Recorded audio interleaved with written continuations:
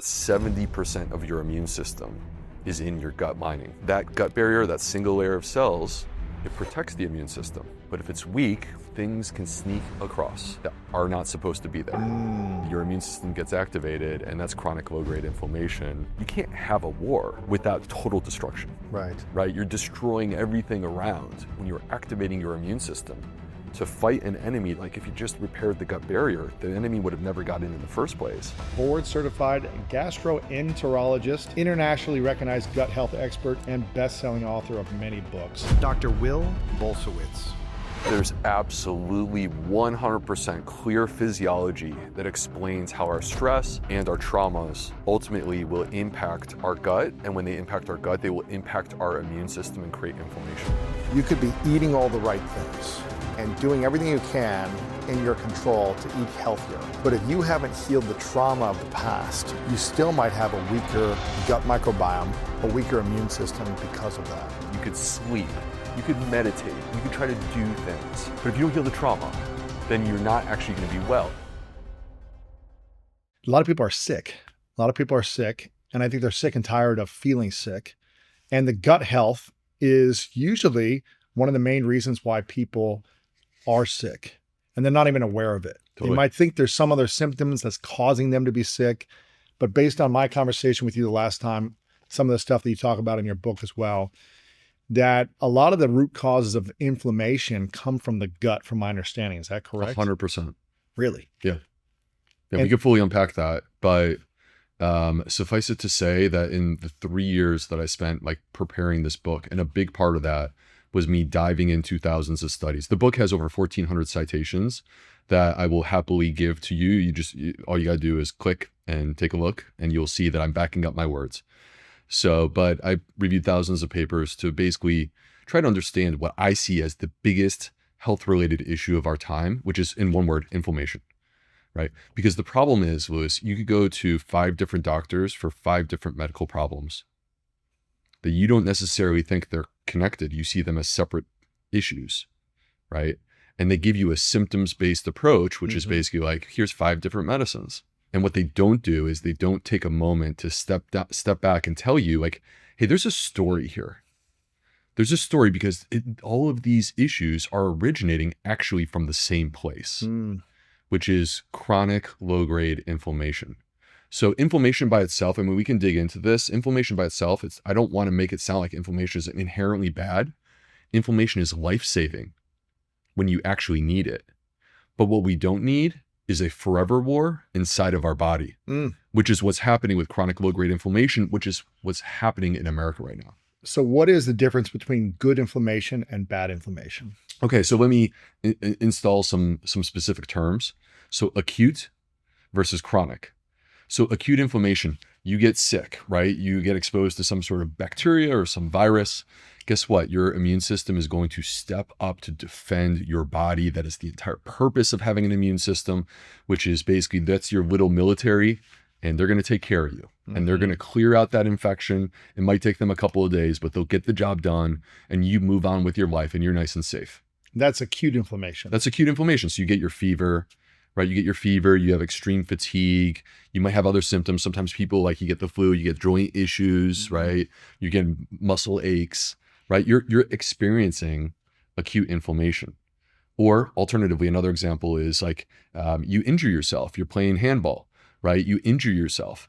Well, guess what? The repair process to restore function to your body is inflammation. You sprain your ankle, it swells up or something, right? And that's acute inflammation to protect that area, correct? Red, swollen, tender, right? These are classic symptoms of inflammation, but it's acute inflammation.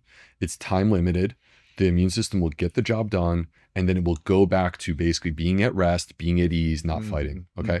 Now, that is a totally different thing than basically an immune system that is being triggered 24 hours a day, and it's not actually fighting anything real.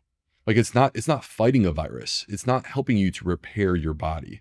Instead, it's just feeling threatened. It's a little bit like a dude who's so hammered and he's just swinging and he doesn't even know who he's swinging at, right? Yeah. Like this is basically, and then how does that manifest? So you manifest with these symptoms that you go to your doctor and you say these things and you don't necessarily get a clear answer or a clear response. So you're experiencing, like, number one is fatigue. Fatigue is clearly the number one symptom associated with inflammation. It always is there. And just to be clear, I'm not saying that the only cause of fatigue is inflammation. Right. I'm saying that when you ever inflamed, you will feel fatigue, right? So, but going top, from your head to your toes, could be a headache, could be migraines. When your nose gets congested, whether it's during a sickness or that's seasonal allergies, or you go to bed at night and your nose gets clogged up, that's inflammation. It's pretty clear right now. That's good. Well, we could talk about why that would be, because there's actually a circadian rhythm element to why we get congested at night and why it clears up in the morning. Really? Why is that? Well, I don't want to fully divert the conversation into that, but basically it has to do with, here's a quick little teaser. Your immune system is nocturnal. Your immune system is nocturnal. And then when you wake up in the morning and you get that glorious morning sunlight, right? You actually are triggering the release of cortisol. Cortisol is your body's prednisone. It's an anti-inflammatory.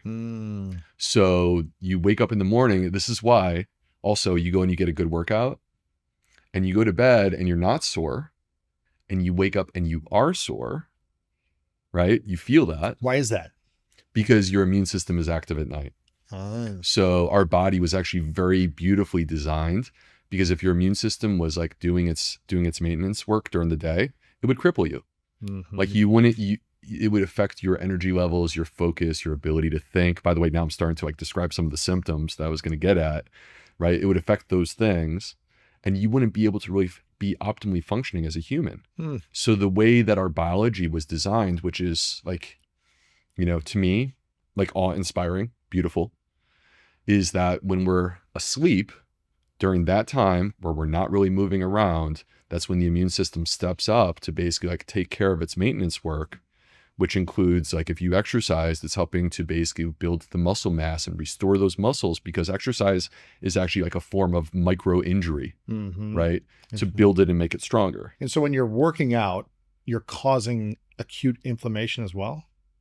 So like not necessarily acute, you're not going to get a fever from your workout, right? So you're not necessarily causing that, but in a way there is an inflammatory element to a lot of the aspects of our life that we totally sit here and we say they're healthy, right? So exercise is clearly healthy. But it's creating inflammation. It's creating a healthy inflammation. And that's like hormesis, right? So hormesis is when you sort of like take the step of pain for the purpose of future strength. Gain. Yeah. No pain, no gain. Exactly. But the acute inflammation, or the other, what's the other inflammation? So the chronic low-grade inflammation. Yes. Yeah. So you could have a headache, you could have a stuffy nose, you could have a sore throat, you get that cough at night, right? That's inflammation. You could have skin issues. So like you're breaking out acne, eczema, psoriasis, rosacea, right? All inflammatory. For women, so hormones are important, right? So for women, female fertility, perimenopause, menopause, 100% there is inflammation there. Really? Yes. For men, hormonal issues. So like some of the statistics around men are wildly disturbing. The drop in testosterone levels over the last 40 years, the drop in sperm counts over the last 40 years. I mean, Viagra, Cialis, like all these things wouldn't exist if there wasn't a market because of erectile dysfunction. Right. So not to mention energy drinks, right? So I'm not bashing them. Sometimes I take them myself, but like, I'm just saying that, these things, or like muscle soreness, joint issues, joint discomfort, difficulty recovering from exercise, difficulty performing exercise, right? Like when you're more inflamed, go and eat a fast food meal and then go try to work out and tell me that you can have a good workout. Yeah. You can't. Wow. Okay. So there's acute and low-grade chronic inflammation, correct? Yes. Yeah. And the low-grade chronic inflammation mostly comes from the foods we eat, or is it also our environment, our sleep patterns, and other things that we do? Okay. So one of the core ideas that I present in this book, and I will defend this position, is that your gut and your immune system are completely intertwined and inseparable. So just to frame this, our first episode, if you haven't listened to it, go back and take a listen. But just to quickly frame, we have a gut microbiome, mostly in our large intestine, our colon, with 38 trillion microorganisms. Okay. Microscopic, we can't see them, but they actually outnumber us. That's more than we have human cells. Wow. Yep. So and there's then more gut microbiome than we have human cells. 100%. You're definitely less than 50% human. And if we were to line you up as your genetic code, like if we were to like basically have a football field, okay, and every single yard represented, like, where does your genetic code come from? All right, 1 yard would be the genetic code that you inherited from your parents, and 99 yards, actually 99 and a half yards, would be the genetic code that you have from your microbiome. Really? Yes, 99.5% of your genetic code comes from these microbes. And where do these microbes come from? Our environment. So our environment, and they're manipulated by our choices. So there's an entire story inside of you.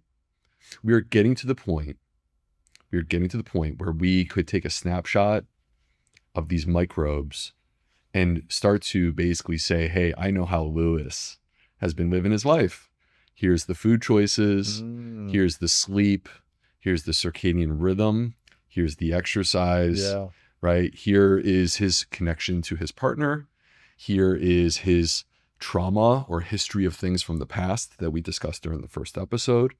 That, like, basically your life is a story, and that story is actually reflected, it's told through your gut microbiome. So it's entirely unique to you. So how do we, if we're feeling exhausted, if we're feeling inflamed, if we're feeling in fight or flight due to what's happened within our gut, how do we start to heal our gut to get rid of inflammation? Okay, so these two pieces, they're so interconnected. And I just want to add real quick that between the 38 trillion microbes and the fact that 70% of your immune system is in your gut lining. Wow. Okay, so like the bone marrow is like basic training.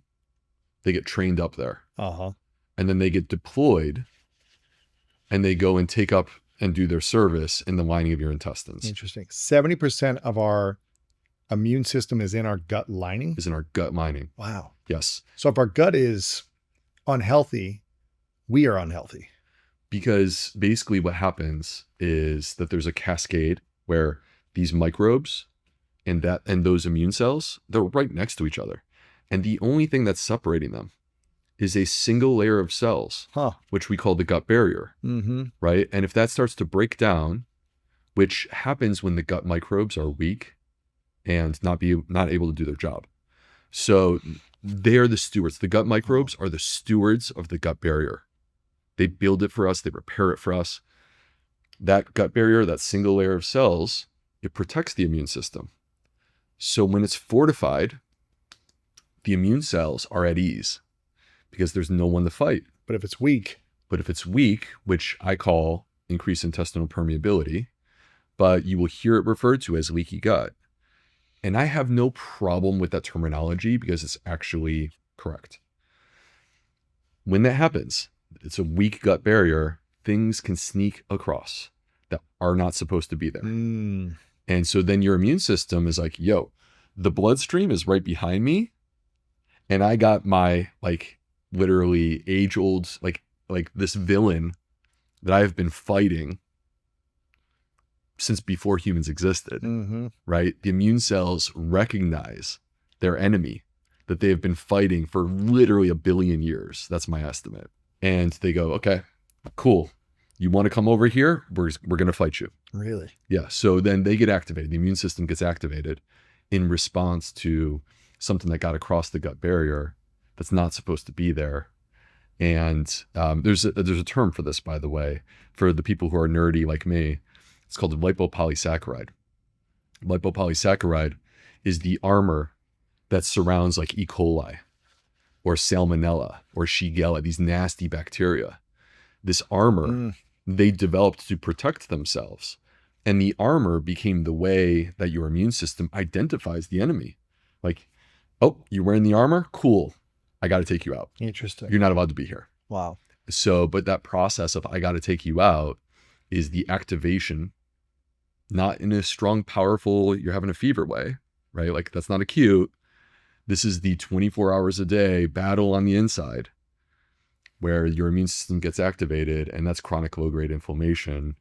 And the problem is that, I mean, like, to be totally honest with you, I don't love the war analogy, but I feel like I have to do it because it's the only thing that really makes so much sense, right? Mm-hmm. But like when we look at images of war in the modern world, you can't have a war without total destruction, Right. You're destroying everything around, right? So when you're activating your immune system to fight an enemy that just like, if you just repaired the gut barrier, the enemy would have never got in the first place, right? If you were to address that, then we wouldn't need to like have these basically the immune system is causing bodily injury, right? And so then this inflammation, in the writing of my book, there's a specific table that I tell the reader, go to this page.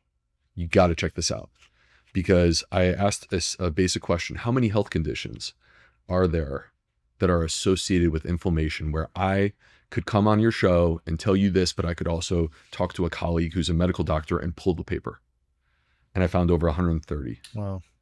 And then I turned to the secondary question, Lewis, which is, okay, so if I believe that the gut and the immune system are rising and falling together, right, then there should be 130 studies that also show that the gut is unwell within the context of these diseases. And the answer is yes, categorically. Wow. Categorically. So if someone is inflamed in their gut and they have a weakened immune system, what are the main symptoms that they will have or they'll feel or they'll experience on their body with this weakened immune system and leaky gut? Yeah. Well, so it goes back to,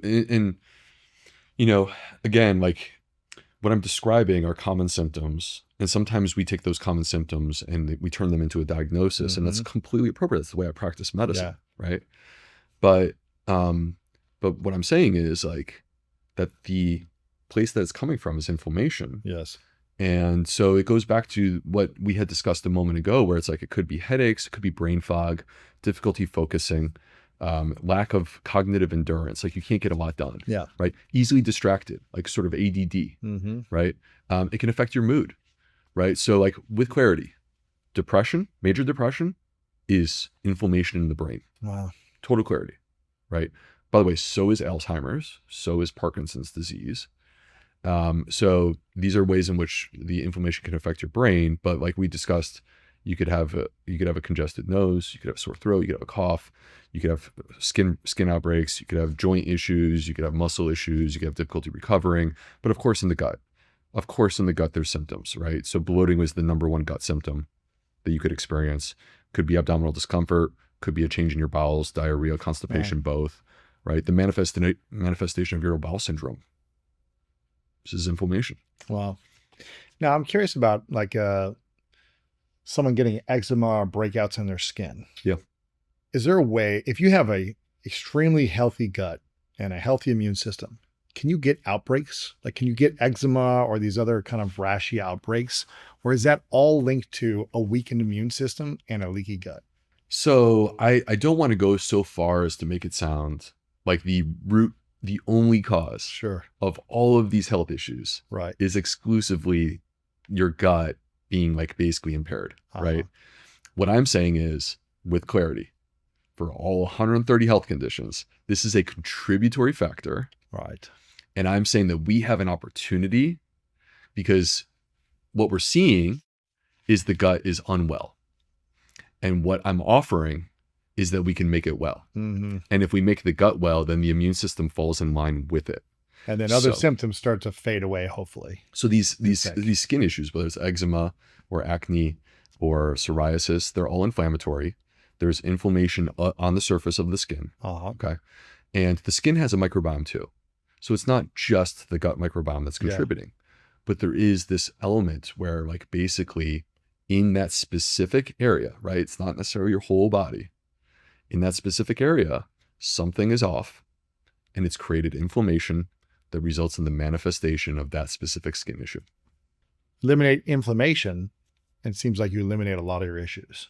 I mean, we can't totally eliminate inflammation, but what we can do is it's like having your sound system on and it's pounding so hard that it's giving you a splitting headache, right? And you're not really enjoying yourself in that moment and taking the dial and being like, yeah, we can turn this down to the point where even the same song, actually you can start to enjoy it. Enjoy it. What would you say then are the 5 foods that people should be eating on a daily basis to optimize their gut microbiome and their immune system? Okay. So I'm going to give you the 5 foods, and then I want to break down for you the specific levers that I'm seeing behind the curtain. Okay. Like, what are the things behind the curtain that make me choose these 5 foods?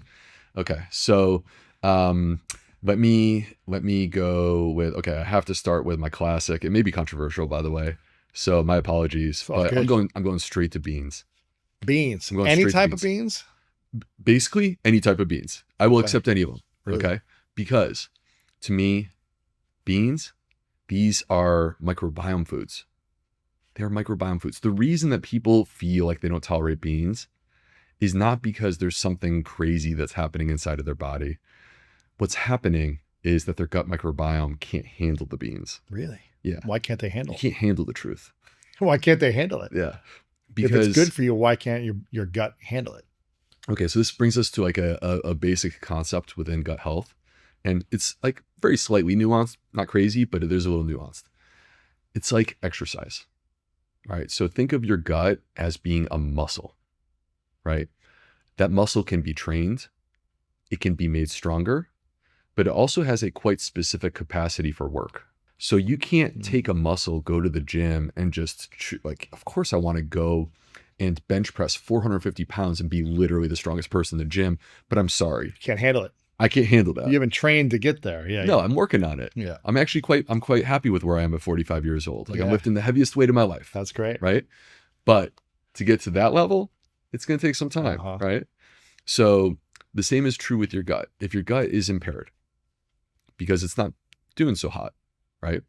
If your gut is impaired, that's conceptually similar to going to the gym with some sort of injury, right? Like you hurt your shoulder. Okay. You're not going to go to the gym and lift the heaviest weight.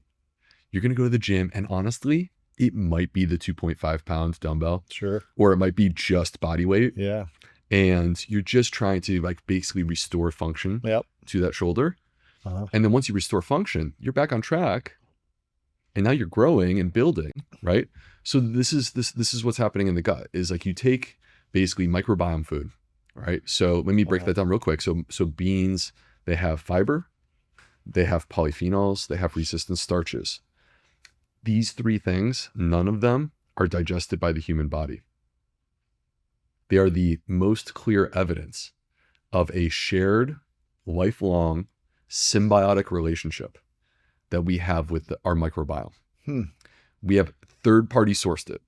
We have basically said, look, we as humans were not able to evolve fast enough to keep up with like the food supply across the globe. Interesting. Right? You move from one place to the other. Your evolution is not able to keep up with that.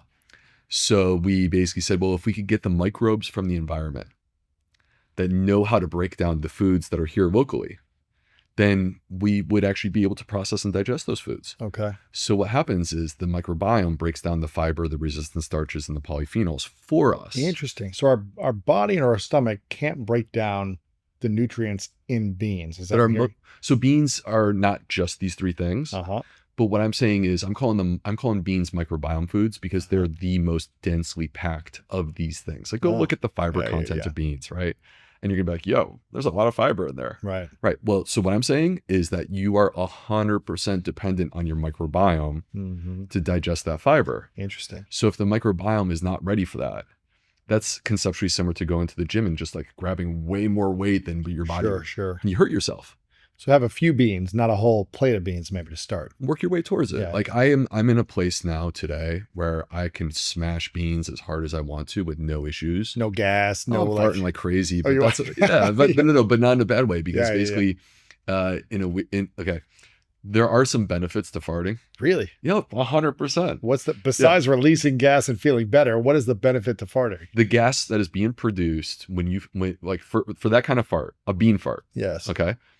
The gas that is being produced is the product of fermentation from these microbes. So you have to understand that the reason why you get that gas is because they are simultaneously fermenting your fiber to produce short chain fatty acids, which are, so we're here to talk about inflammation, and short chain fatty acids, which are acetate, propionate, and butyrate, are the, hands down, with total clarity, the most anti-inflammatory nutrients that I've ever come across, Lewis. Wow. Like, And those are in beans. well, you get that from fiber. Okay. You get that from fiber. So Fibers in beans. and fibers in beans. Yeah, Yeah. I should- So beans are like so jam packed. Wow. Yeah. If you could only choose one bean, what would you choose? What type of Give me bean? the chickpea. Chickpea. Here's why. The best bean for you is the one that you're actually going to eat. Oh, right. Right. So like, I love chickpeas. Okay. Do you have a favorite bean? Pinto? I don't know if that's good there or not. All right, Pinto. You live in LA, so it's like in the food supply here. Exactly. Yeah. Yeah. So I'm like But if you're doing chickpea, pinto, or black bean, all are fine. Oh, 100%. Go. Okay. Give me all three. Okay, gotcha. What my wife does, for what it's worth, is because I'm gonna have to teach you some of these tricks now that you're growing your family. Exactly. Yeah. We get an Instapot, And we will basically like create a batch of chickpeas, and then separately batch of black beans, and create a big pot to start the week. bean soup or Right. just Well, no, like throw in garlic and onions. Ooh. Right? Tastes good. Like actually the flavors are great. Yes. Salt it, spice it, and then you put it into the fridge. And here's the cool part. When you take these starchy foods like beans and you put them into the fridge and you cool them down, you create what's called retrograde starch, Okay. which is basically you have enhanced the quality of the food. Oh, So you have created more microbiome food, interesting. and that's incredibly healthy. So you get the same thing if you cool off your mashed potatoes. Cool. But then you can reheat it. You could reheat it. Okay. But interesting. there will be new resistant starches that were formed, right? Or if you take your bread and you throw it into the fridge or throw it into the freezer, also is a trick that you can increase the value, and the glycemic index drops. Interesting. So if you were to take the exact same loaf of bread from room temperature, throw it in your fridge, and then eat it, the glycemic index has improved. Why? Because some of the stuff that was like basically a simple carbohydrate, you turned into a resistant starch that's going to feed the microbiome. Interesting. Yeah.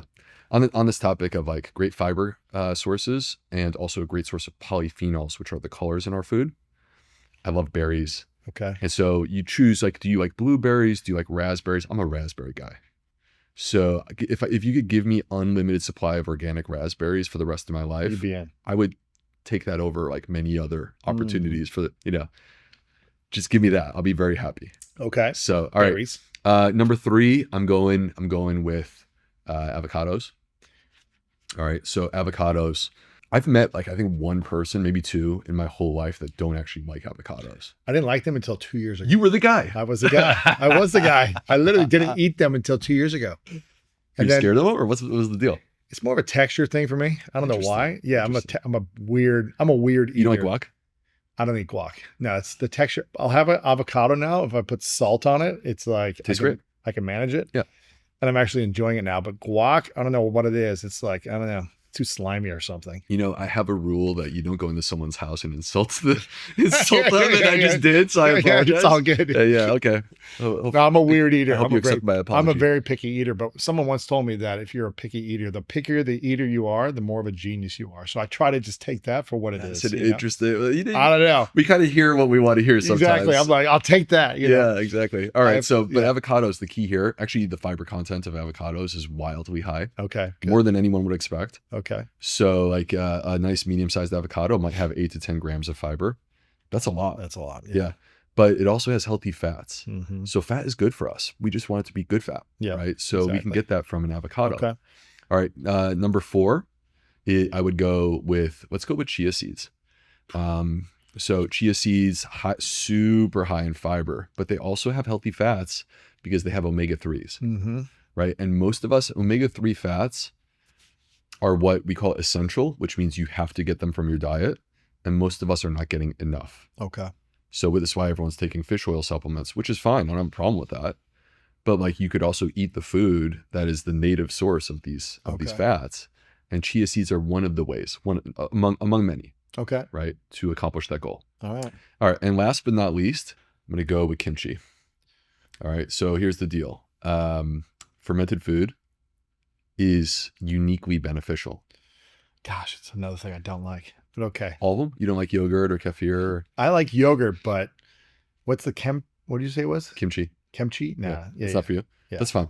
So But yogurt I do. you got to Yeah. find what you like. Yeah. Yeah. You got to find what you like. But like yogurt, kefir, Greek yogurt is It's good. super good. Okay. That's good to know. So it's a fermented food. And the fermentation process, it of course involves live bacteria. Mm-hmm. So like I want the listeners to see this the way that I see it. They just hear probiotic. I get that. But I see like a living ecosystem, right? There's like this community that's there, a part of the food. They've transformed the food. And then you have your ecosystem inside of you. Mm-hmm. And you're gonna introduce them. Interesting. And actually there's now several studies to suggest that by regularly consuming fermented food, they can actually integrate themselves into your gut microbiome. Interesting. So that like actually last night I was at an event and this very nice woman came up to me and she says to me, how can I add more microbes back? My microbiome count is low. My diversity is low. And I told her that one of the ways that you can do this is by increasing your fermented food intake. Okay. And we have clear research to show that out Okay. of Stanford. Oh, wow. That's good. Yeah. So if I do a little thing of yogurt every day, if I have an avocado and if I have chia seeds in some almond milk for breakfast, is that a good thing if I do 3 of the 5? But I don't do berries and I don't do Why are you rejecting the berries? I'm a bit insulted. again, I'm like a palate of a 7-year-old. So I'm like, Oh, okay. it's like, Well, I don't know 'cause the as texture, the taste. I don't know what it is about it. Dude, because the thing is, I'm Mulberries saying- I like, but I Which don't ones? know if mulberries. Very specific. Yeah. I used to have a mulberry tree in Ohio growing up. So I could find the right ones that weren't too juicy that were like, okay for me. Oh, that's interesting. And what about dried berries, dried mulberries, dried things? Are those as good or no? Yeah, like like dried fruit in general. Yeah. Yeah. So there is still some retained nutritional value there for sure. Uh-huh. But also there's some things that also are enhanced. So for example, they're very high in histamine. Uh-huh. So if you start eating like dried out fruit, you might notice your nose gets congested. And that can actually be the histamine content of your food. Interesting. Yeah. Okay. So, I mean, it's not like a horribly bad thing, but there are some people out there who have histamine issues that are not just a once in a while thing. It's more of a chronic problem for them. Okay. And so for them, they have to be careful. Okay. So, yeah, I mean, if I had my way, I would figure out a way to get you to love like adding berries to your yogurt, right? Gosh. And I have to get over it so in my mind somehow. It's a mental thing for me. yeah. What would be an additional one then?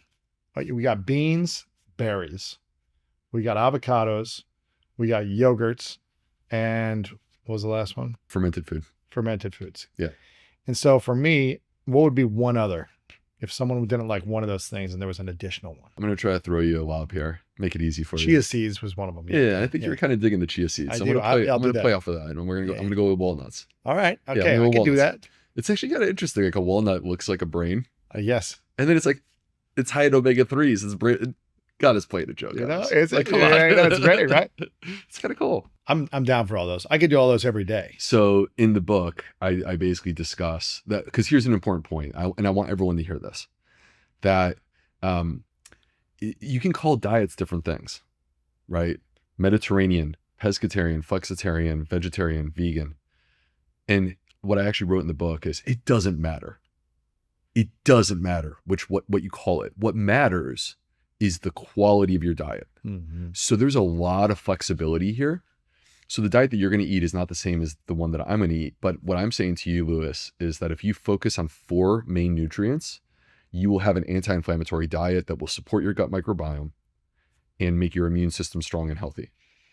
And the 4 nutrients, and we found those in the 6 foods that we just discussed, Okay. What are those? are fiber, polyphenols, healthy fats, and fermented food.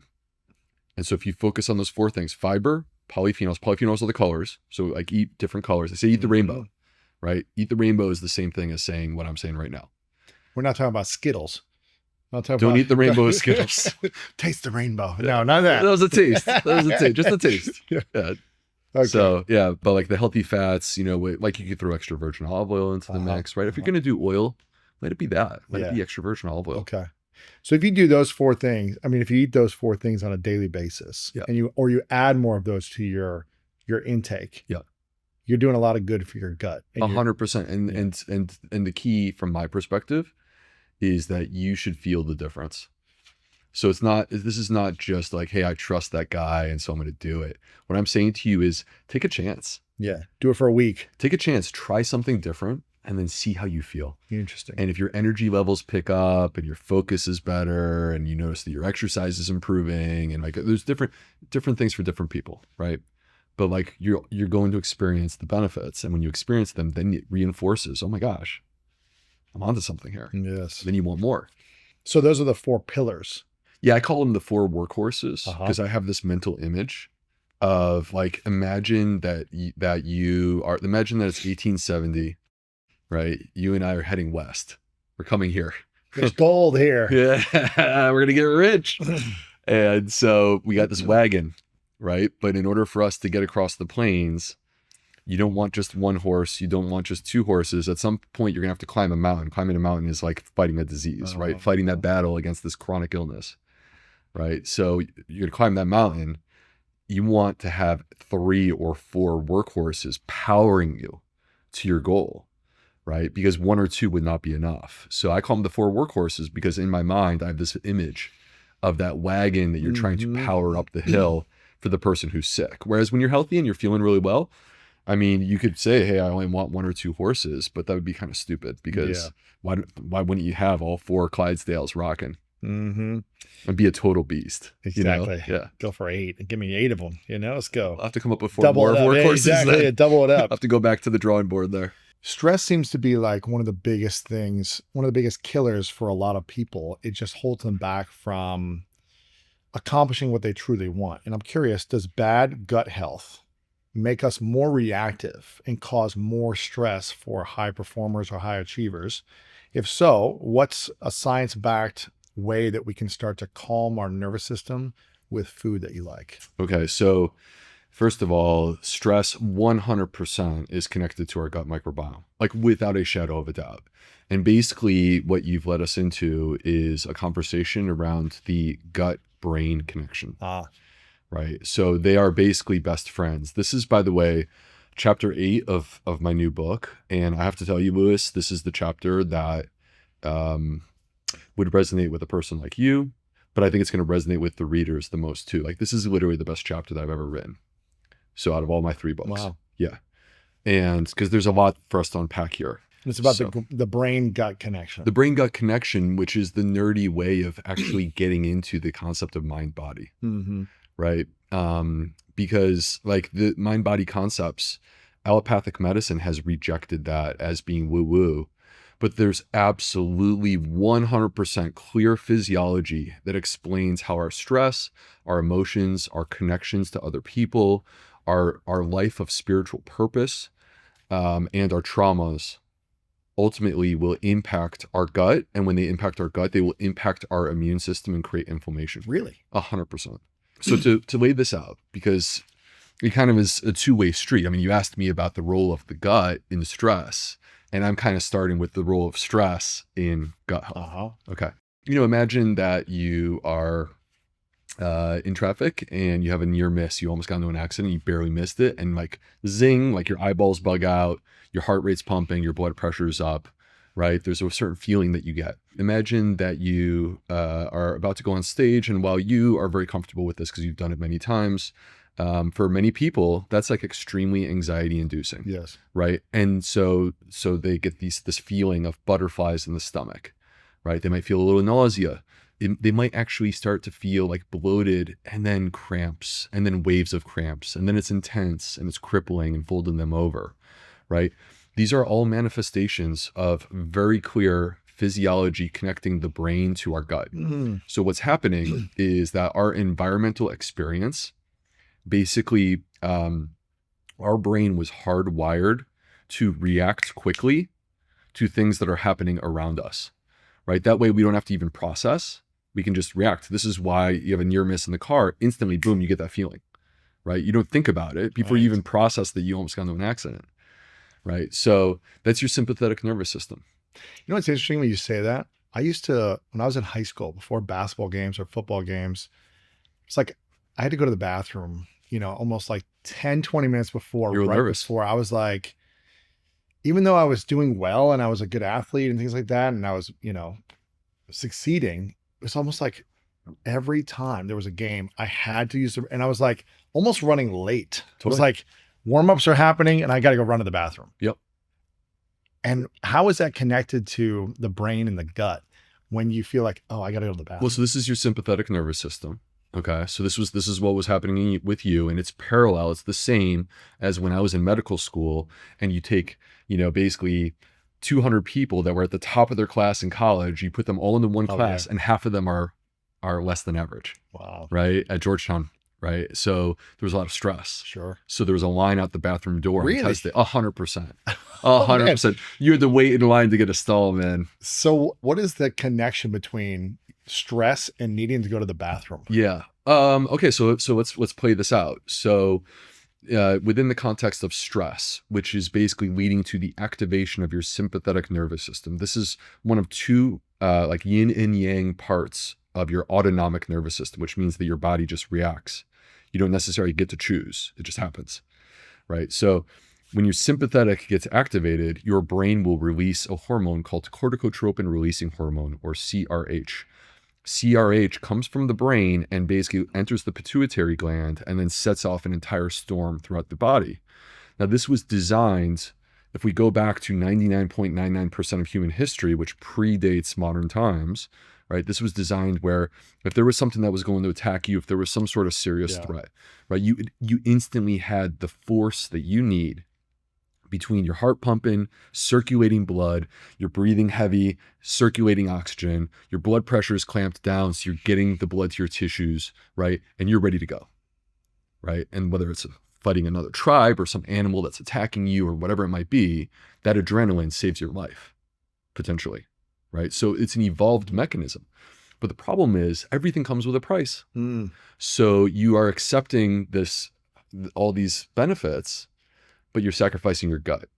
That's what happens. You sacrifice your gut. And so that like surge of adrenaline, that surge of cortisol, that's out of synchrony, out of context of, I said that cortisol is good in the morning. All right. But what I'm saying is like cortisol is not good when it's some random time of day and you don't need it. Right. It sacrifices your gut health. And then ultimately what that results in is when you sacrifice the gut health, the gut microbiome, number one, you feel it here. So you might have to go to the bathroom, or you might get the cramps or the bloating or whatever it might be, right? So you feel that. That's your gut microbes. That's also your gut motility that has been adjusted by the surge of stress. But then it ultimately parlays into, okay, so if the gut microbes are weak, then that affects the gut barrier. When the gut barrier gets weak, then that affects the immune system. And now you've just created inflammation. Interesting. Okay. So that's the way that it works with the sympathetic nervous system. All right. So, and then the gut gets weak, and then the gut actually sends signals back up to the brain, right? Through a number of different ways. But when the gut is unwell, our brain can't be fully well. Right. So if you want to be sharp, if you're a high performer and you want to be sharp, focus, have intense cognitive endurance, you have to nurture your gut, right? That's a required step in order to get there. Now you can try to power yourself through using modern tools like energy drinks, right? Or like Ritalin or something like this, but you're not actually, you're treating the symptoms. You're not treating the source of your problem. Interesting. So it sounds like your brain also influences your gut in these times when you're feeling anxious or stressed, or there's a pressure-filled moment, whether it be a test or a sports game. It's almost like how you think about what's about to happen is influencing the gut, or releasing these hormones or whatever to make you either want to go to the bathroom or have bloating or gas or whatever it is, right? Right. So these people that have chronic gut issues, and it's important, like, so what we just described was the impact of stress, which could be once in a while, right? We all have that, right? That's not necessarily a bad thing. Your body will adapt and adjust. You're okay, right? But there's also the people that are having it 24 hours a day. That's a lot. Right. And in many cases, these are the people who have dealt with something that's trauma. So where the trauma basically like creates a wound in the non-conscious mind. So you are not thinking about these things, right? Because you're trying to push it to the side. Yes. Because it hurts. Yeah. Right. So it's like, that's the thing I don't want to deal with. Don't think about it. Yeah. So, but it still exists. You don't get to escape that, unfortunately. So that trauma exists in the non-conscious mind. And what we have found is that basically this leads to, number one, your brain activity is different. So people that have been exposed to trauma, they have hyperactivation of their amygdala, which is the fear center of their brain. So this like this life of perpetual fear. Yes. Right. And then this leads to, if the sympathetic nervous system and what I just described as stress, right, is putting your foot on the gas, then what I'm saying is within the context of trauma, the foot never comes off the gas. You got a lead foot. It's like, Keanu in Speed. Yeah. And, just like blasting down the highway. And you're trying to figure out, like, how are we going to stop this runaway bus? Right. So the way that you stop it is by ultimately healing the trauma. This is fascinating. Now, this is something I'm curious about. If someone has experienced trauma in their life, in their past, or they've interpreted an event as traumatic, whether it actually was or wasn't, but they've interpreted meaning that it was for them. And it happened 10, 20, 30 years ago. And in their subconscious mind, they either try to stuff it or put it away, or they haven't addressed that trauma, that 100%. wound. Yep. The mind is not in the body, right? The mind is like an energy around the brain, but it's not in the brain. Is that correct? I don't even know. But the brain is different than the mind. And if you're thinking something, then it's connecting to the brain signals and it's driving down into the gut. I'm trying to see where I'm going with this. But how much of trauma of the past that is interpreted as trauma that you have not healed, how much of that will impact your gut and really kind of consume your body? We know with total clarity that people that have been exposed to trauma are more likely to have specific gut-related issues. Right. So actually, it's my mentor, Dr. Douglas Drossman at the University of North Carolina, who's the one who discovered this. He was a professor of both medicine and psychiatry. It's a unique intersection for being 1980s, if you think about it, right? That's very progressive. Yeah. And he studied, where are these people with these gut issues? What is like basically there from before? And he found a disproportionate association with prior trauma, including abuse, but not exclusively abuse. Sure. So the one point that I kind of see as being a little bit important, I hope you don't mind, is that so you use the word interpret. I actually don't think that you get to interpret. It either is or it isn't. So to me, trauma is something that has occurred in your life that overwhelms your ability to cope. Yes. Right. So whether you think it's trauma or it's not trauma, if there is something that has occurred in your life that overwhelms your ability to cope, you don't have the tools to cope with it. Right. So like in children, this is why children are much more vulnerable to these kinds of things, because they just aren't yet developed in a sophisticated way in terms of their cognitive capacity, right? Their cognitive abilities, their abilities to cope with stress, things like this, right? Yes. So there's a higher vulnerability there. So if you overwhelm the ability to cope, then you've created a trauma, and that trauma may be something that it happened, but you don't necessarily want to acknowledge it. In fact, the mind is quite powerful at repressing those ideas and thoughts.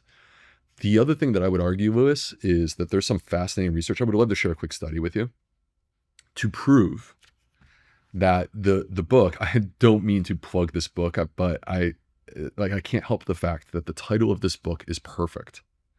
The Body Keeps the Score. Great. Yeah, I love it. It's the perfect title for a book. Love it. I don't know if I haven't even read it. I don't even know if it's a good book. Yeah. Is it good? Yeah, it's good. Okay, I cool. mean, it's more academic, but it's it's like good. New York Times, it's crushing. For like 10 years. But it's the perfect title. The Body Keeps the Score is so true.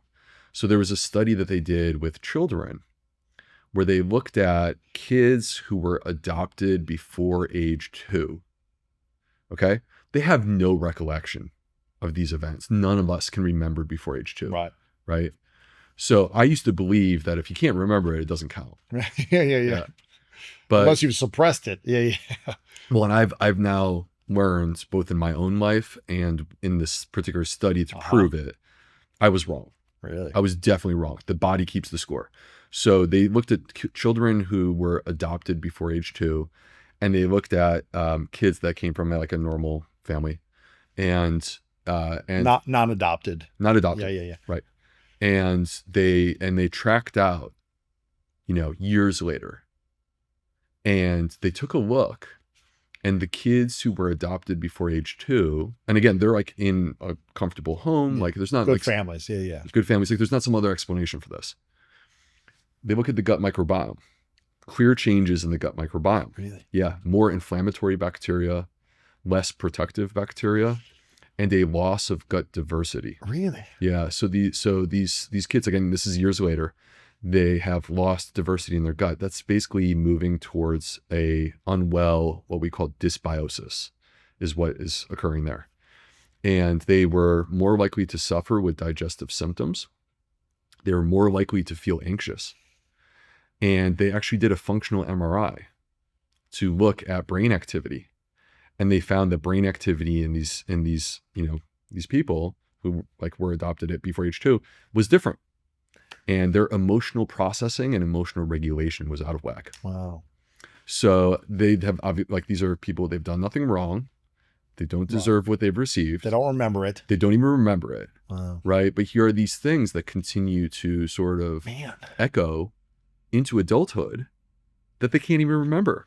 So it sounds to me like, correct me if I'm wrong, you could be eating all the right things and doing everything you can in your control to eat healthier. But if you haven't healed the trauma of the past, whether it was in your control or out of your control, you still might have a weaker gut microbiome, a weaker immune system because of that. Is that correct? This is 100% correct. And I would even extend it beyond the food, beyond the plate, because there's other elements of our life that are really important to our health, to the health of our gut microbiome. Exercise, right? You and I both love exercise. Mm-hmm. I could break down for you why exercise is good for the gut microbiome. Mm-hmm. But the point is, you could do that. You could sleep. You could meditate. You could try to do things. But if you don't heal the trauma. But if you don't heal the trauma, then you're not actually going to be well. And I've seen this. Yeah. So this is, and if you look to trauma is disproportionately also associated with autoimmune disease, right? So because basically that chronic activation of the immune system, that's what it is, gets that immune system to the point that it's just like totally confused. Because I guess in your mind, if you've experienced trauma, and for me, I experienced different parts of trauma growing up. If you experience some type of psychological, sexual, emotional trauma, physical trauma, and you don't learn how to heal that psychologically or emotionally or spiritually, there's some type of underlying like guilt, like resentment, anger, sadness, loss that you are just living with, that you haven't figured out how to process, specifically if you're 5, 7, 12, and you don't have the tools on how to process, whether it be some type of therapy or something else that allows you to grieve, to rediscover your identity, to mend that emotional wound. And so when you live with this feeling that you are not enough for decades of your life, or that you're unworthy, or that you're unlovable, or that you're bad, or that you're wrong, or something's off with you, if that is your unconscious mind ruminating 24/7, that is building this, I guess, inflammation in your mind, in your body. It's weakening you in some ways, which again is in weakening your gut, is what I'm hearing you say. Yeah. And so a few things. Number one, I have seen this in many patients, right? That the greatest moments of my career as a medical doctor, and I was trying to figure out like how many patients have I taken care of, and I landed on it's somewhere in the range of 75 to 100,000. Wow. Right. And in all of that, the greatest moments were the moments where I took a person and discovered that there was this thing, right, like a trauma, that they were trying to ignore because it hurts. Yeah, of course. So you don't want to deal with it. You'd rather not talk about it. Yeah. Right. And so you have to get to a trusting place where you open up and you have that conversation. Wow. But the other thing too, Lewis, is part of what to me makes chapter 8 my greatest chapter that I've ever written is that actually the chapter plays out and shares my personal journey of self-discovery where, I have shared in the past that I changed my diet and therefore I got my health back. And the truth is I wasn't fully telling you everything that was going on in my life. Really? I wasn't ready. Wow. there was too much shame. Mm-hmm. I had a complex relationship with my dad that unfolded from the time that I was 7 years old when my parents got divorced. Mm-hmm. And unfortunately, the divorce of my parents was not amicable. It's traumatic. Well, I was the oldest of 3 boys. I have 2 younger brothers. And basically I was in 2nd grade, and one day, didn't know this was going to happen, my mom shows up and the car is packed fully. And there's like a little spot basically earmarked for me. Wow. That I slide into. And we drive 7 hours away. With your younger brothers too? Or with my younger brothers. And the only person that wasn't there was my dad. Wow. You're 7? I was 7. Holy cow. So we moved 7 hours away, but eventually the court system says you got to come back to Syracuse, New York. So we go back, and this is in the 1980s, the way that the court system back then, I don't know what they do now, I have no clue, but the way that they dealt with it back then was to basically say, well, the oldest son, he's old enough to be able to kind of like give us answers. Oh my gosh. So, 7? Oh, 7. Oh. And so then what basically unfolded from there was like a series of like psychologists and court appointed counselors. And I would like do these sessions where you're sitting there with a psychologist and they're like, draw me a picture of this, and this was like an ongoing, like, this is not like a short-term thing. This was like an ongoing, like maybe 1.5 years of this kind of stuff. And during this period of time, I know obviously that my parents are not together. Mm-hmm. Right. And I know that like they're not getting along. And I also know that this is court related. So basically like the words that I provide are ultimately going to dictate what happens with these parents. So within that context, for me, I think, I mean, I may be wrong, but I think that there's like this natural psychology that takes over, or at least it did for me. There's this natural psychology that took over me of basically being like, well, you got to pick the winner. Wow. Right. Who's the good one and who's the bad one? Because one of them is good and the other is bad. It's the way it has to be.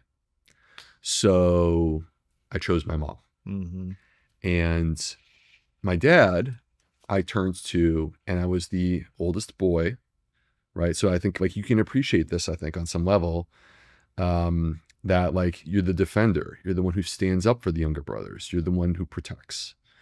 And so I basically psychologically turned towards my dad. I never actually said this to him, but this is the conversation that was in my mind as like 7, 8 years old is, how did you allow this to happen, Dad? How could you allow this to happen? You were supposed to be the man of this house. You were supposed to be the one that takes care of us, that makes sure that everything is okay. Look at our family now. We were poor, right? We were poor. All the money was going to the attorneys. Mm-hmm.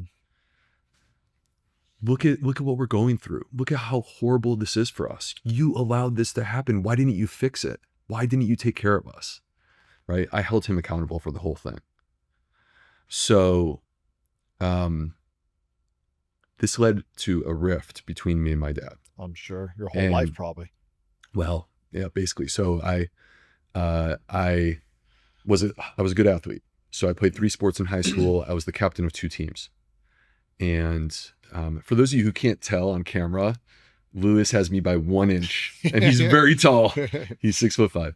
All right. So anyway, I was a good athlete. And so the issue though is that because my parents were divorced and we lived 2.5 hours away, like on the weekend, I had to go to see my dad. Mm-hmm. But like that was tearing me away from my sports teams. That was tearing me away from my friends. Yeah. So like the level of resentment just escalates. Frustration, right? Yeah. And you get to a point where I just cut him off. Like I was basically like, I don't want to talk to that guy. Wow. And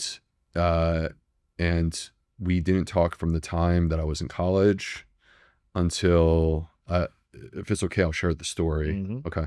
That we didn't talk until I was in my early 30s. Wow. So like 10 years, maybe. A little more than 10 years. Wow. I mean, that'll cause some gut issues. So like what you described a moment ago of like shame, sadness, that's how I felt. Yeah. And so then the way that I dealt with it, I think other people handle these things in different ways. So for me, it was like, I'm going to show you. Achieve.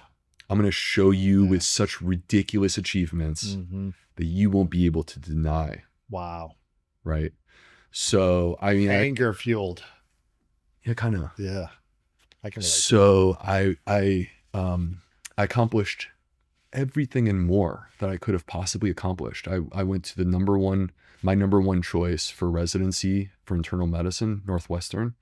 Out of 60 brilliant doctors that I would beg to be my own doctor if I needed someone, I actually won the highest award out of all of them. And then I went on a grant with the NIH at like arguably the number one school of public health in the country at the University of North Carolina. So I was like working at the School of Public Health on this grant from the NIH, right? So all these things are happening. Well, you know what? While you're not talking to your dad. Yeah. While I'm not talking to my dad. But you know what? None of it made me happy. I was sad. I had extremely low self-esteem. And then simultaneously, the work of the hospital, it caught up to me. You know, I was working 80 to 100 hours a week, sometimes 30 hours in a row. And when I did have free time, I ate junk food because it tasted good. Quick, yeah. And it was quick and it was cheap and I liked it. And when I had a day off, I got drunk. And it was just, and I look back on it and I didn't even understand. It's like so obvious how sad I was. So anyway, what changed? So I wasn't comfortable with sharing the story in Fiber Fueled, my first book, which came out in 2020. It was super easy for me to be like, yeah, I changed my diet. Hey, everything's good. Yeah. Everything's good. Right. Like this change. Okay. Don't get me wrong. Changing my diet helped a lot. Yeah. Right.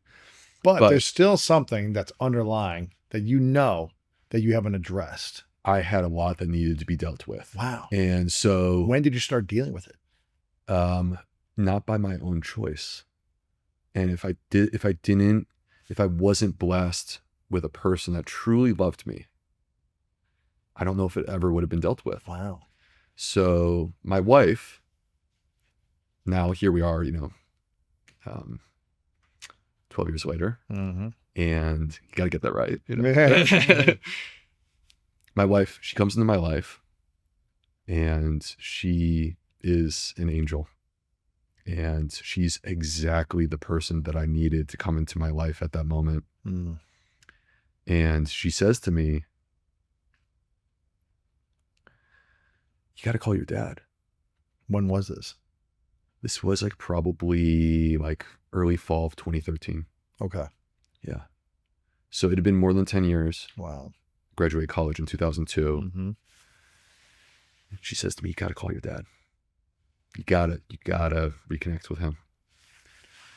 So I pick up the phone and I call my dad, and Louis, he accepted me back instantly. Wow. He was so happy to hear from me. I'm sure. Totally caught off guard. Yeah. I hadn't heard his voice in more than 10 years. Holy cow. That's intense. And so the first time that I saw him was actually at my wedding. Wow. The first time I saw him in 10 years. Holy. All right. So we reconnect. I need to mention this. My dad was always a great dad. Yeah. There are things that I didn't understand. Of course. Until I had children of my own. Of course. Yeah. That like he would take, I had two younger brothers, as I mentioned. He would take the three of us. Like every time there's a vacation from school, you get some sort of break. We're hopping in the car. Yeah. We're either driving into Canada, because I lived in Syracuse, New York, or we're driving down the Eastern Seaboard and we're going out, we're exploring the world. We're doing stuff together, right? Three boys, just him. Wow, that's cool. Right. Weekends. We lived 45 minutes from the Adirondack Mountains. Okay. Friday evening, car's packed. Hop in the car, into the mountains, enjoy the weekend camping together, doing all kinds of fun stuff with him, right? But by himself, right? No one to support him, no one to help him, right? And the other thing that I never really picked up on until I started to go back and revisit experiences from my childhood. The other thing I never picked up on is he never actually said anything bad about my mom. Wow. Not even once. Not everything's so black and white, you know? And I remember one time that my grandmother, my dad's mom, she started to say something and he squashed it. Oh, wow. He said, you don't talk like that. Oh, wow. And so anyway, So you reconnect. I reconnect, and we had a couple of great years together. So you have to understand, like, part of our connection is through sports. So I grew up in Syracuse, New York, sports town, Syracuse Orange. So like we reconnected on that and like different things. And in the summer of 2019, I don't know if you've ever had this feeling. All I can say is what I experienced, which is that I felt compelled to go and see my dad. I had the same thing in 2019. Yeah. So in the summer of 2019, I can't understand why this came over me, but it did. It came over me in a like very powerful way where it's like, your dad's getting old. You just don't know how much longer he's going to be here. Why don't you go see him? And so in September of 2019, I hop on a plane, go up to Syracuse, and we had this really amazing weekend together. So we first went to a Syracuse football game. They played the #1 team in the country, and they almost beat them. And then we hopped in the car and we drove up into the mountains, and we went to all of our favorite places. That's cool. Favorite places that we had been to. And then it's Sunday, and we're coming back down from the mountains, and he's supposed to take me to the airport, and he diverts the car. And we go to Rome, New York, which is about an hour outside of Syracuse. And this is where my grandparents lived. And he takes me to this road, and he shows me this 600 square foot house, right? He takes me around a couple blocks away. He shows me another 600 square foot house. And he tells me, this is where your great grandparents lived. This is where your grandparents were kids playing in the yard. This is where our family, Polish immigrants, this is where we started. Wow. He takes me to the airport. That's the last time I saw my dad. In January of 2020, I get a phone call from the police department. He didn't show up to work.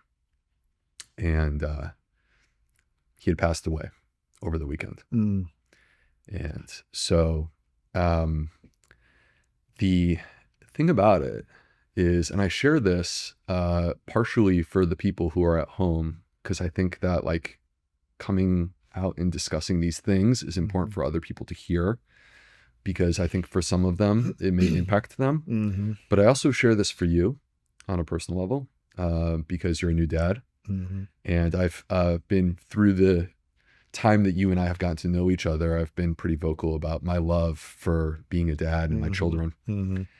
And there was a moment in my life when everything changed. And it was the birth of my oldest daughter, who is 11 now. And there were a few things that happened in that moment for me. So part of it was to feel the love that I had instantly that was unlike any love that I had ever experienced in my life. It was so natural. It was so authentic. And I don't know that there's anything that she could do that would make me not love her. Wow. And you feel that instantly. It's a very special feeling. And that allowed me to realize that that was the way that my dad felt about me. Right. And the other side to this is I think that there are aspects of our life that mature at a different pace. So like for nutrition, it was like a super quick and easy for me. You know, 2012 to like 2015, I was like a new man. Yeah. Right. Had like really drilled down and figured out what works for me at least. Right. But like being willing to realize my own mistakes is part of the personal development that was necessary, to accept that maybe part of this issue here was actually me. Right. But also I'm holding this child, and like I don't know where she came from, but she came from somewhere. Mm-hmm. There's a breath of life that came into this child that is completely undeniable. And science will never actually be able to explain that. That's true. That's true. And so that sort of experience leads you into some bigger questions. Yes. Of like understanding who I am within this broader story of everything that's unfolding, and what is my purpose? Why am I here? And what does it all mean? And what will happen after I'm gone? And so this led me on what was a very slow spiritual journey where I was like against it and closed off for a very long time. You're in your head, not in your heart. Yeah. And also, yes, that's actually a beautiful way to describe it, but also I wasn't open to the possibility. Mm-hmm. No, Like no way. You're based on science and fact, and show me a paper on this, and this is what you knew probably. Well, and I was raised Catholic, Uh-huh. and we went to church, and it was just sort of the obligatory hour, Of course. and it was completely uninspired. Sure.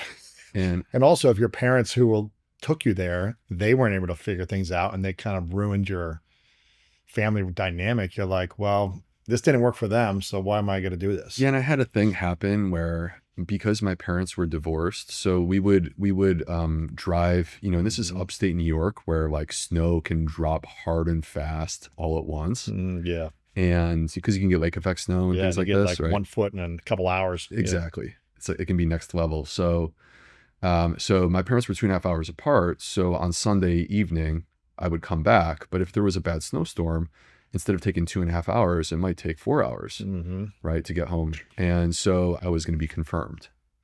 And there was a rehearsal for the confirmation, for the ceremony.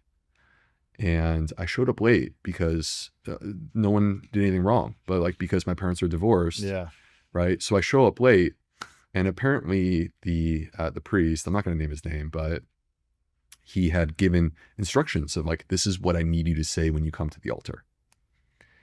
And it was very explicitly said, like, you better know this. And you didn't know it because I didn't know it. I wasn't there. Yeah. So I go up to the altar and he says, what do you have to say? And you're like, oh, I have no clue. Whack. No way. Oh, man.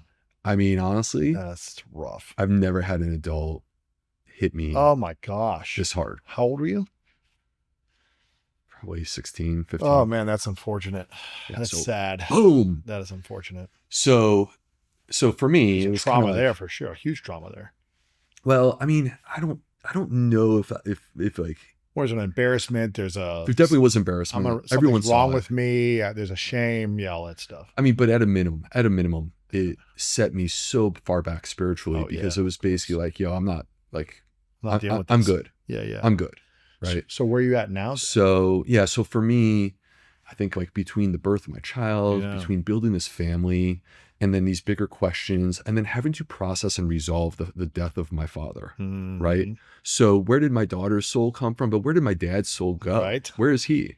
And right? why am I here? Right. Yeah. So that actually has led me to actually a wonderful place. And yes, and I share this because in the chapter, I do talk about trauma. I do talk about human connection and our need for human connection, which was really exemplified in the story of me and my dad, right? Like it was a broken connection that I in order to be healthy and happy and my best version of myself, I needed to reestablish that. Gosh, that's so But the other factor here is that I actually think that for me, I'm just speaking for myself, that I haven't really felt fully like myself until I started to lean in and open up my heart. And as I've done that, and I'm not telling people what to believe, because the truth is that like outward organized religion is not actually what I'm talking about right now. Right. What I'm talking about is an intimate conversation between you and something bigger that occurs during the quiet times by yourself. Yeah. Right? Wow. Because that's what really matters. That's what really matters. And then all the other stuff you can use to support that relationship. Of course. Right. So for me, it has just been this beautiful healing season. And so for me, so like Lewis, as a medical doctor, I mean, I acknowledge that there's absolute barriers to some of these conversations, right? Where it's like people see it as a big risk. Rich Roll's like, whoa, like I did not expect that. Yeah. Right? You're taking a risk there. And but what I said to him, and what I'm saying to you and the listeners is, I am a medical doctor. I am here to heal. That is my mission. That is my purpose. I'm completely aligned on my purpose. It's a beautiful thing for me, right? But if I'm going to fulfill that purpose, then I have to follow through on these things, even when it's hard to say. 100%. And so this honest conversation is really about helping people to heal, and the acknowledgement that healing comes in many places, and it can be the 4 workhorses, Sure. right? Or it could be circadian rhythm, or it could be supplement stacks. These are all chapters in the book. But what I'm saying is there's also healing that comes for your soul, from your connections to other people, the ones you love, right? And to lean into that. What is the chapter in the book called? So chapter 8? So it's chapter 8, Yeah. and basically it's called Mind Body Healing. Mind Body Healing. Mind Body Healing. Now, where's your relationship with the Catholic faith or your faith now? It's an amazing Do you feel like place. you've healed that moment, that trauma from that priest that did that, and you feel like you've reconnected to that faith, or is it? I've connected to it. I don't consider myself Catholic, but I actually don't have any problem whatsoever with the Catholic Church. Yeah. Where I have come to is that organized religion, we have to be willing to see that on both a micro level, like this, getting slapped by a priest, right? Or on a macro level, like cover-ups and things like this, right? Or there's history, right? There's tons of history. Tons of stuff. In every religion. Yeah. Yes. We have to be willing to see that these are the flaws of humans. Yes. Right? That humans that are trying, they may think that they're right or whatever, but they can make mistakes. Of course. Right? But that has nothing to do, nor should you allow that to stand in the way of something that's so beautiful, special, that you absolutely need in your life. And I'm of the belief that people are starving for this, which is a relationship with a higher power. You should not allow those outward things. So then once you cultivate that inside of you, there's going to be a natural desire to express it outwardly. And that comes through these forms of like, spiritual practice. Yes. Right. So for me, I don't consider myself Catholic, but I do consider myself Christian. Yes. I do. That's a whole different conversation that like is not really what I came to talk about. Sure. Of like my belief in the Bible, right? My belief in Jesus, right? So I have my feelings there. Do you feel like your immune system and your gut microbiome are healthier because you have a strong belief in Jesus and God? I know. It's not I think. I know. And it's completely backed by science. Wow. Lewis, really? 100%. Yeah. So let me be clear. I am not proposing a health hack where you find God for health. No. Right? This is not a transactional thing. Of course. Right? This is so much more beautiful, 100%. special, and powerful. But if you look at people who are more faithful, they are less depressed. They are more optimistic for the future. They have better emotional processing. They're able to deal. They're more resilient. They live longer. And there's many different forms of disease that are associated with lower risk. And to bring it full circle and not to like turn this into a science lesson, because I actually love where we went with this, but there still is like the faith and the science, they're both there, and that's okay. Because they can both exist. Yes. And the science says that what's happening, whether it's through our spiritual practices, reading the Bible, attending a service, singing in synchrony with other people, right? Spiritual music, dancing, chanting, things like that. All these things, they're activations of the parasympathetic nervous system, which is the rest, digest, and I feel safe. Yes. Part that is the counterpoint to the sympathetic. So we talked about the sympathetic being activation. Now I'm saying safety exists. Safety and healing exist in your parasympathetic. So those are examples, but then in our human connection, holding hands, hugging, right? Feeling bonded to your partner, intimacy with a partner that you actually love, it's not sport, right? These things actually are also activations of our parasympathetic nervous system. So, and then like the question that you asked me that has taken me an hour, this is the most divergent answer of all time. You asked me like, what is the thing that you can do? And you asked me about food, but I'm actually going to divert away from food. And what I'm going to say is like in the moment of stress where your sympathetic nervous system is firing, you can breathe. So all of these different forms of breath work that you hear people talk about, whether it's Wim Hof, or you hear Andrew Huberman talk about techniques, or it's in my space as a gastroenterologist, we use techniques called diaphragmatic breathing, right? Which are basically meant to really force your diaphragm to pull air into your lungs with deep breaths in through the nose, out through the lips. These breath by itself has the ability to activate our vagus nerve, which can take the foot off of the gas and put it on the brake and allow you to get into rest and digest and safety mode. To recap and acknowledge what I'm hearing you say is that we can apply all the strategies in your book, Plant Powered Plus, to activate the power of your gut, to tame inflammation and reclaim your health. There's lots of supplements, foods, and strategies that we can implement. But it sounds like if you're looking for ultimate health, ultimate freedom and healing, then revisiting and healing the traumas of the past and integrating them in a healthy way in your life so that you feel you've resolved them and they don't hurt you anymore, along with connecting to God or a higher power and having a beautiful relationship and faith in God or a higher power. Those two things are just as powerful, if not more powerful, than any type of food, hack, sleep, sunlight that you can get in your life. For a lot of people, that's the healing that they so desperately need. 100%. I know what your next book is about. It's about that whole chapter and going deeper on science and faith. I feel like that is what you said people are starving for. Obviously, they're starving to eat healthier foods because people are sick, but there's an underlying root cause of that sickness, that disease that I feel like, which is a lack of faith, a lack of spiritual connection, and a lack of healing the emotional, psychological, sexual traumas that people have faced in their past.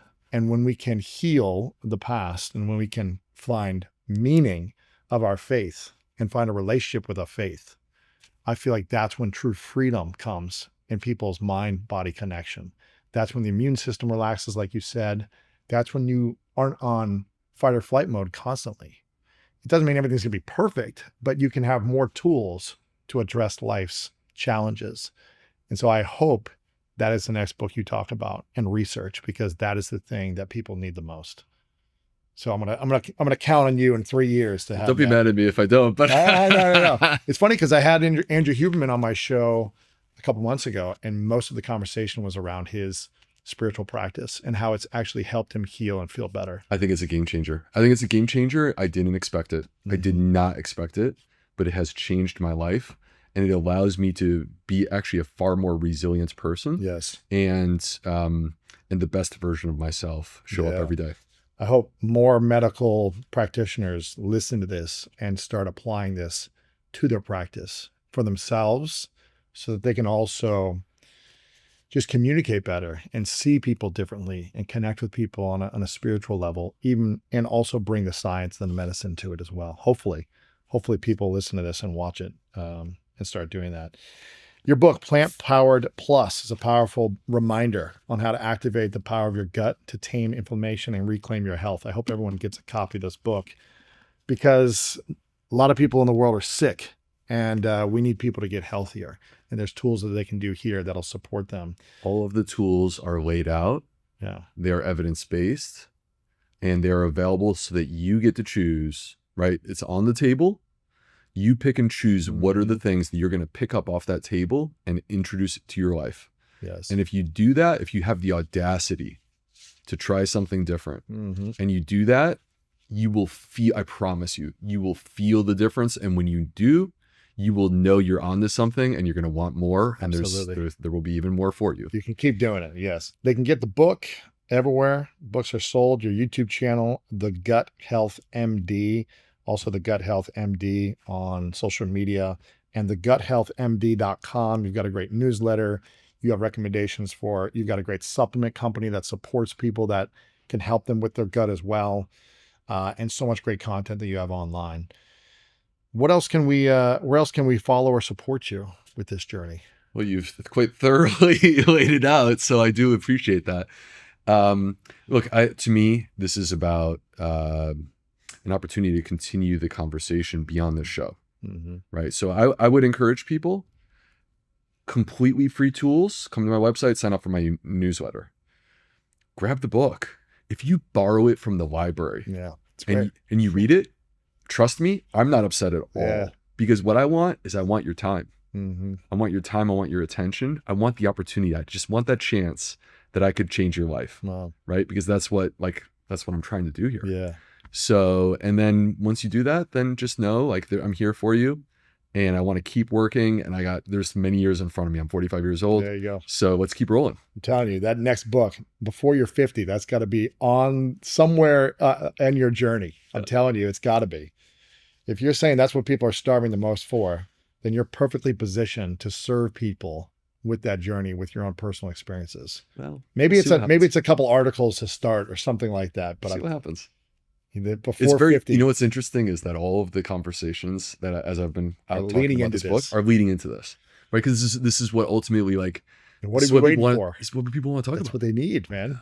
That's what they need.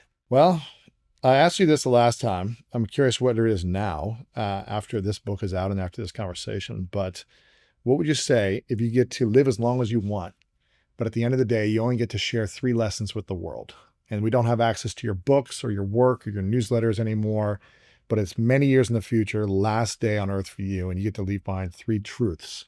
What would those truths be for you? To me, number 1, you need to figure out who you are and what your purpose is. And once you identify that, you should never stop, never stop in the pursuit of that purpose. That's who you are. That's what you were meant to do. So that's number 1. Number 2, don't forget where you came from, right? The people who have supported you, right? The people who made you who you are today. There's an entire story there. It's not just this moment. There's a build, generations of people before you who led up to who you are. Never forget those connections. Never forget the importance of the other people in your life, because honestly, all the other bullshit, sorry for the profanity. It's okay. Yeah, it's fine. All of that, the money, the fame, the power, it will never bring you the joy that you get from those people. Yes. That brought you to where you are today. And last but not least, know with absolute clarity that you are a part of something bigger, better, and it is gorgeous. It is beautiful. So even the idea, Lewis, I mean, we're at the end, so I don't want to introduce a new topic for debate or discussion, but even the idea of living forever, look, I get it. But at the same time, where my dad is right now, one day I'll be with him. I'll be able to say the things that I need to say to him. Wow. And you know what else? He'll meet his grandchildren. Wow. That's beautiful.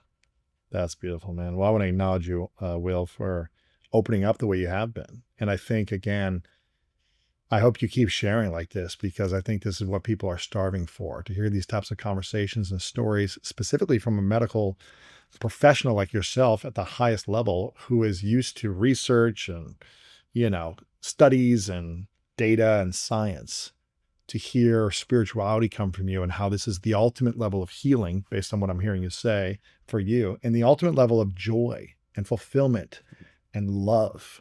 That's what we want. Sure, we want to be healthy and happy, but it's like the ultimate levels of joy come from what you just talked about, because I think it's where we get ultimate peace, freedom, and healing from, is that connection. So I appreciate you. I'm grateful for you. And my final question, Will, is what is your definition of greatness? I think I go back to this idea of living your life with purpose, right? if you are aligned with your purpose, anything that you do, anything is greatness. There you go. Well, thank you, man. Appreciate it. Powerful. That's great. It's awesome. But I want people to understand that here we exist where 95% of Americans, 95%, are deficient in fiber. This is our most prevalent nutritional deficiency. And fiber is what actually leads to the release of GLP-1.